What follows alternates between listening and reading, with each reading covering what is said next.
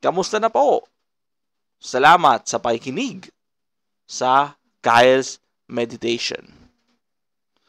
Today, may special video tayo for our YouTube video for August this week. Not certain pa kung kailan to lalabas. So, ngayon, i-explain ko sa inyo ang paggalaw ng Diyos this 2025 to 2030. Ito yung mga panahon na ina-assure pa ni Lord na talagang walang kabalastugang mangyayari. Yung gera na sinasabi nila na yung 2026 to 2030 is going to be a peaceful, the remaining will be a peaceful decade. 2030, that's the time that we will talk about things.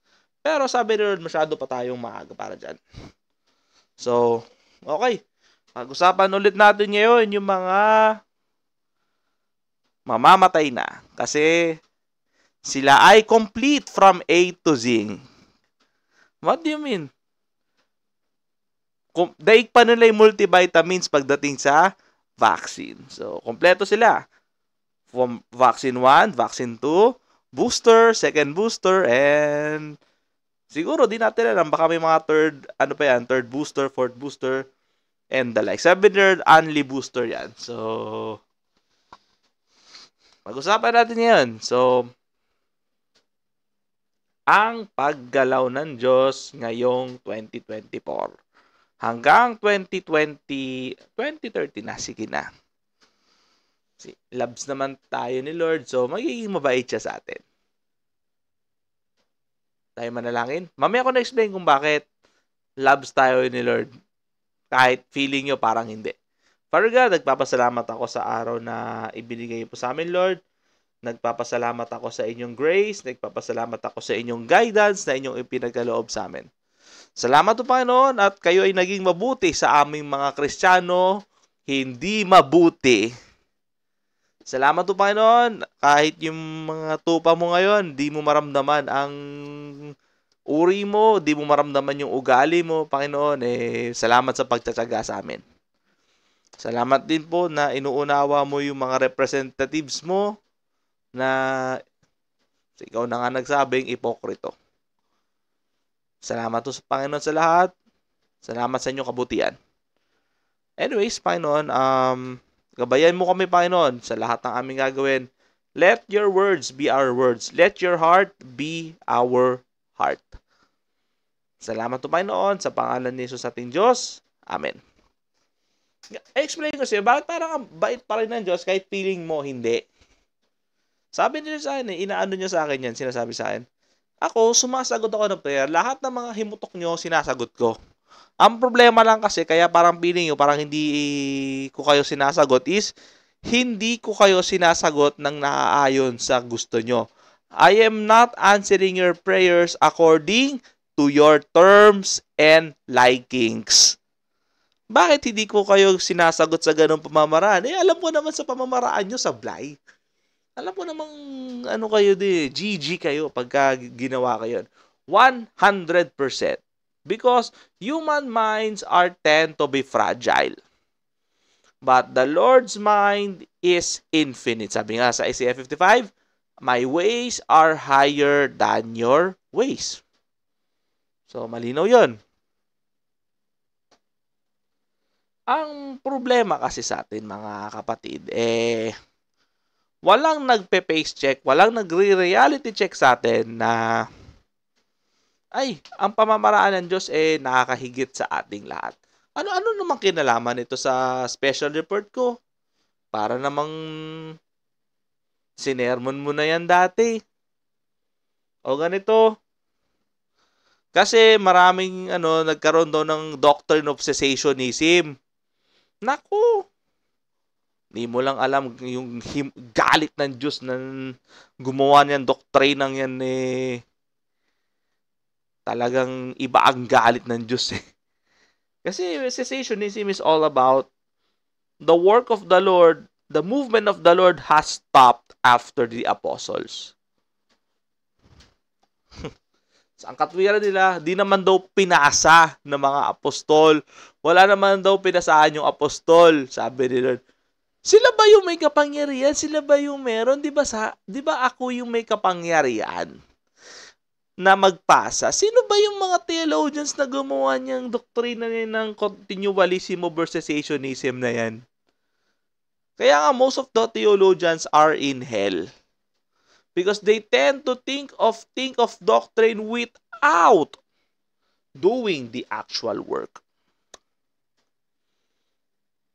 Theologians are different from the real pastors who do the work of the Lord, who is more than willing to sacrifice their lives for the sake of the Lord's calling. Sabi nila, I don't need a lot of hermeneutics when it comes to my word.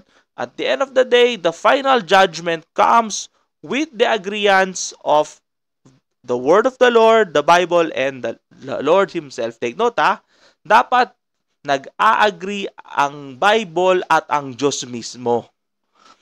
Kasi I've been hearing people, the final authority has to be the Bible. Bible lang. The problem is, Satan has been very clever when it comes to the Bible. Satan did a lot of interpretations for you to be confused. Kaya nga sabi ni Lord sa akin, before you read the Bible, you need to pray first. May narinig kasi ako na Bible reading muna bago magdasal. That is so wrong. You need to pray first before you read the Bible. Because you need to ask for wisdom of what is right and what is wrong. Even though what is written in the Bible could be interpreted wrongly by theologians. Sabi nila sa akin, puro katalinuhan lang ang karamihan sa mga pastor ngayon. They're highly cognitively gifted but spiritually they are failing. The point that there's almost no point of return. Almost no point of return. And the only point of return is not their option. Kasi sasabihin nila, how will the revelation of the Lord can be logical? Ayun na nga, paano mo malalaman kung yung vision kay Lord? Di read the Bible. Kaya nga sabi ni Lord, the word of the Lord and the Lord Himself has to agree. Both of them have to agree. The Bible is just the beginning of everything the Lord wants to say. Everything is right in the Bible. Everything is sufficient. But the Lord is saying to me, it's just the beginning of everything. It is just the beginning of what Christianity has to offer to a human person. Sabi ni Lord sa akin, sige, bigay ko lahat. I'm willing to give all of the wisdom that you want. Start mastering the Bible first. Start to master the word of the Lord first. Okay, sige. I will give you everything. What the second heaven is doing, okay, I'll give you everything that they're doing. Okay, it's in my control. Nako, huwag kayong maniwala sa mga satanist na, kunwari, pagka nakikita nilang kasalipunan, ooperan ka ng mga satanista dyan na, ito. Sabi nila, hindi, yung mga satanista, wala rin silang gagawin sa akin. Hinahayaan ko lang, pero at the end of the day, makita mo, wala silang gagawin. Kaya tingnan nyo, yung mga totoong Kristiyano, hindi naman yumayaman. Not because God doesn't like it, but God is telling those real Christians that, anak, lahat ng tatawagin ng Diyos anak because everything comes from Him. Sabi nga ni Lord, even before Abraham, I am. So anak, ang kaharian mo wala dyan sa mundong ito. Alam niyo ba, only Christians can enjoy the gift of death. Only the real Christians can enjoy the gift of death. Ulitin ko. Bakit? Kasi ang totoong Kristiyano na makakatiyak ka, sabi ni Lord, ang anghel ko, or kundi naman ako mismo maghahatid sa iyo papunta sa langit. Ako ang yayakap sa iyo, ako ang pupunas sa mga luha na inabot mo sa mundong ito. Pagkatapos ng maikling stay mo sa mundo, andun ka na. Alam niyo ba, mga kapatid sa Panginoon, hindi na pwedeng umepal si Satan sa langit na kumunari kukuha pa siya ng mga tao doon sa langit. No way. Baka nga pag dumaan si Satan doon sa langit, luluhod na agad yun. Baka wala pa nga sa langit, lumuhod na agad yun. Kasi marinig lang nila ang salitang Jesus. They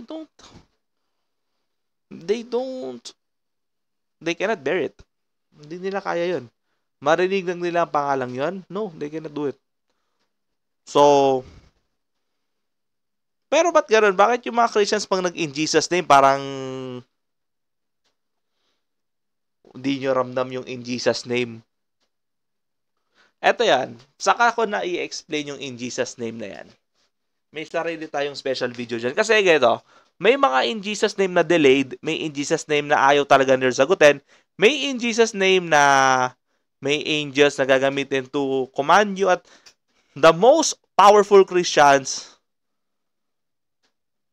will experience the actual movement of the Lord. Yung tipo pa nag-in Jesus name ka, si Lord na ang mismong gagalaw sa'yo.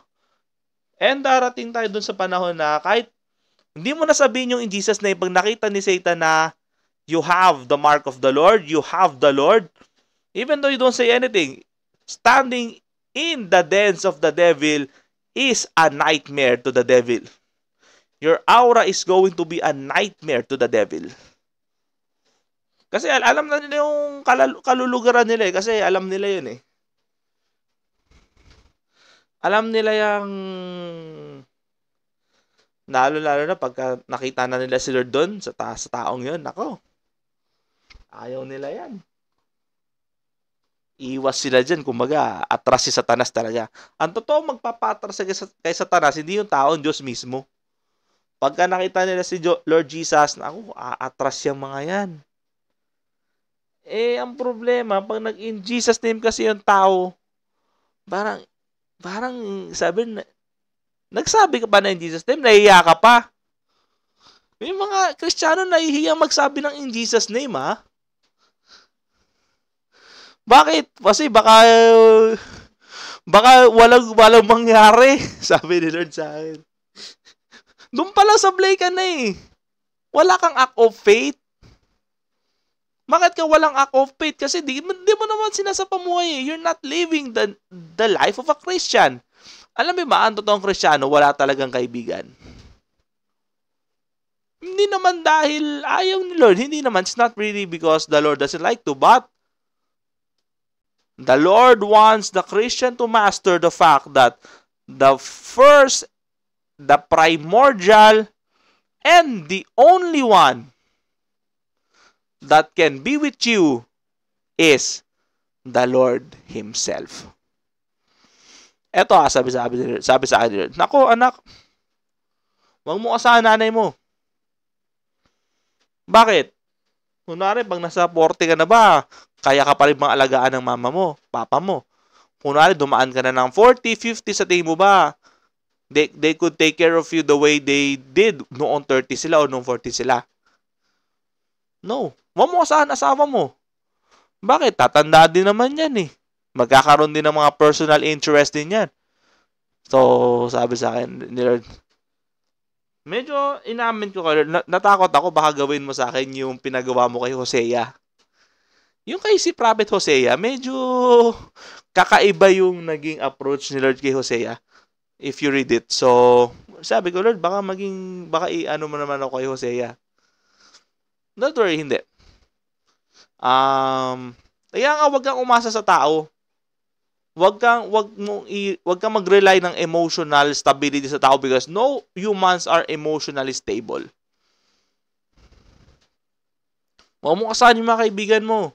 Maganda kaibigan pero huwag mo silang asahan. Ang asahan mo ako. Kasi ikaw rin naman eh. Hindi rin naman all the time you're up to help. There will be the times that you will be the ones that needs help. But me, I don't need help. Hindi ko kailangan ng tulong. Ako, willing akong tumulong. Pero hindi ko kailangan ng tulong.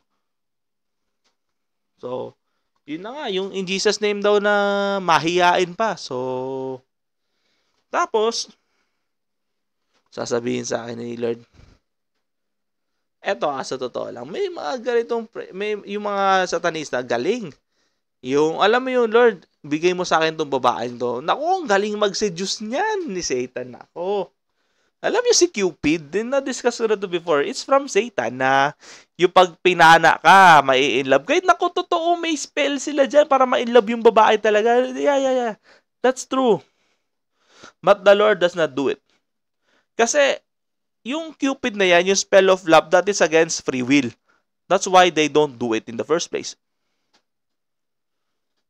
But genuine love, kahit feeling mo medyo tumatabang, it's okay. Basta yung commitment mo kay Lord, kahit minsan tumatabang, at least andun ka pa rin. Si Lord na yung bahalang talagang bumalik ka dun sa dating maalab. Si Lord, basta consistency is the key, sabi ni Lord. Kasi yung totoo, yung mga spell na yan, nako, madaling maalis yan. Kasi hindi sila makagawa ng spell na talagang forever. Hindi it is also against what they want as well eh. Gusto nila yung parang may mas intense. Yan. Sabi. Mas tapos yung intense pala, short term lang din pala. So sabi ko, sabi nila, bakit ba kayo maasa sa tao pagdating sa mga attachment? So, yeah, kaya yung in Jesus name nyo, walang talab. Kasi puro materialistic naman yung mga tao. So, yun na nga. Marami pa to. So, yung In Jesus Name series will be come next. See you next time. God bless.